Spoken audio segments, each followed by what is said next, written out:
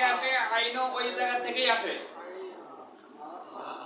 আইন, হা, হা, হা, আইন, আইন, হা, হা, এটা কি? গলা চাপ দিয়ে, গলার মাঝখান থেকে সবাই কান চেষ্টা করেন, চাপ দিয়ে বলেন আইন, আইন, আইন, ওয়াইন না,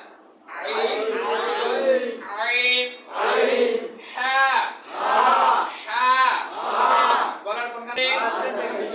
আইন গলার কোনখান থেকে আসে?